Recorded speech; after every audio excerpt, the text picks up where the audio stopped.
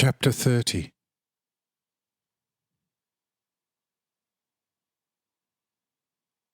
With the exception of Enoch, Lamech, and Kisahel, all the others were quite startled by this answer of the Lord to Mithael, and did not know what to make of it, and were therefore greatly embattled in their hearts. All the fathers of that time, to the great honour of their hearts, loved their wives very much, and regarded them as the greatest gift from the heavens. And many even considered the good and virtuous women on a higher level, and considerably closer to me than themselves. And this was based on the very easily understandable reason, because the virgins, as well as the women of that time, were virtuous, gentle, patient, faithful, obedient, peaceful, homely, and at the same time also of significantly greater feminine grace and beauty than those in the present, spiritually and physically totally rotten times.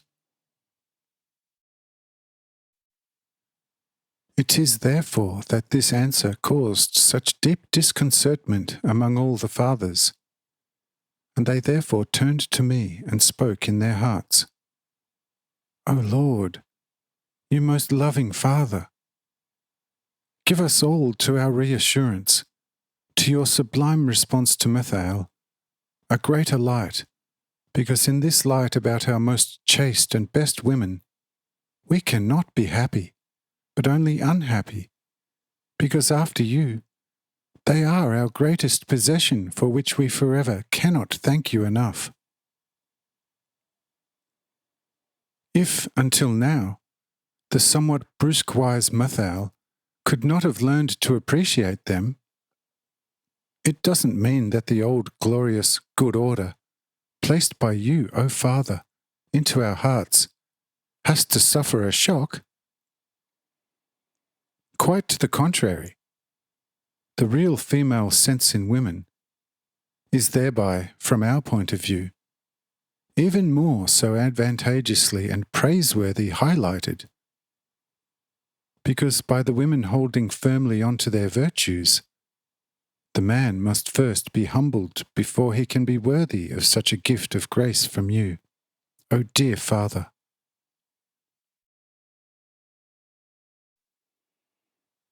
If the man finds hardness in the woman, it is most likely only his own. If he has softened this, he will surely only find the most glorious opposite in the woman. O dear Father, let therefore our dear women, including us, be from above and not from below.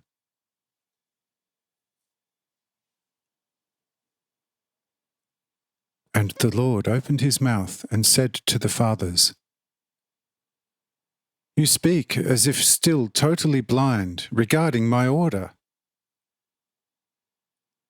If you do not know what in the Spirit means above and below, why don't you ask about it?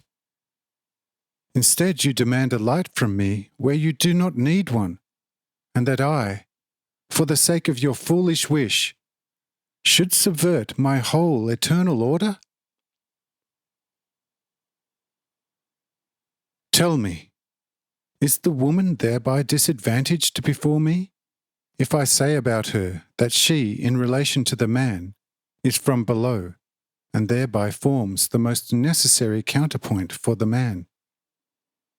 Without neither the man by himself, nor the woman by herself could exist.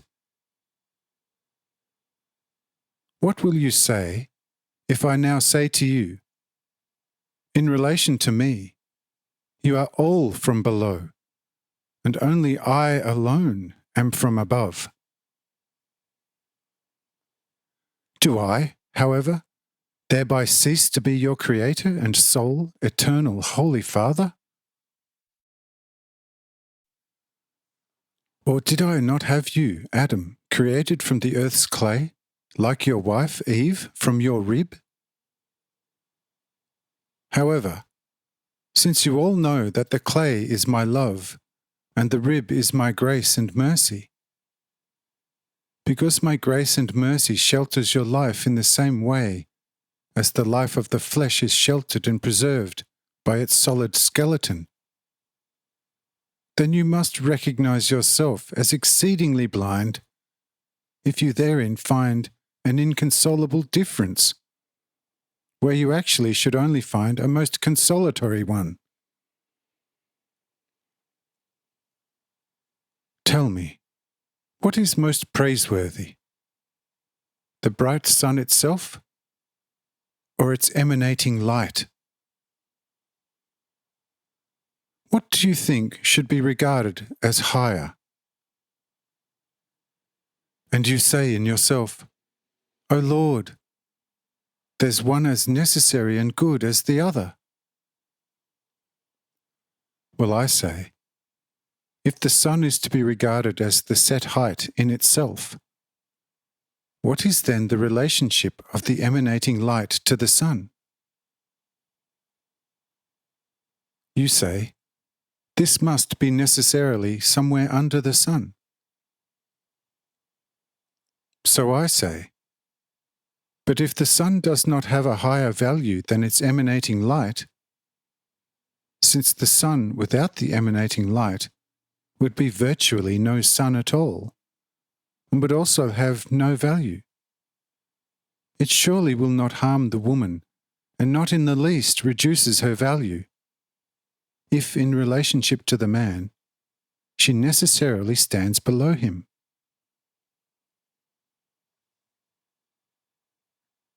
But I say, if the woman is as she should be, she has before me the value of a just man, and is just as much a beloved child of me as the man.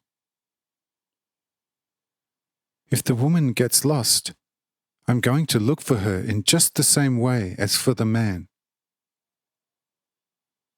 An evil woman is just as bad as there is bad an evil man, because the beam from the sun is like the sun itself. However, there will come a time when I will collect the beam in the woman to light the extinct sun in the man.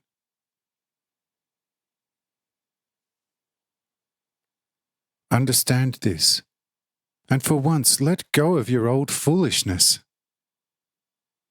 Love your wives justly, but do not make of them more or less, as they have been made out of me. It is sufficient if you regard them as your equal. Everything more or less will be regarded a sin. But who of you still has something? Let him come and speak. Amen.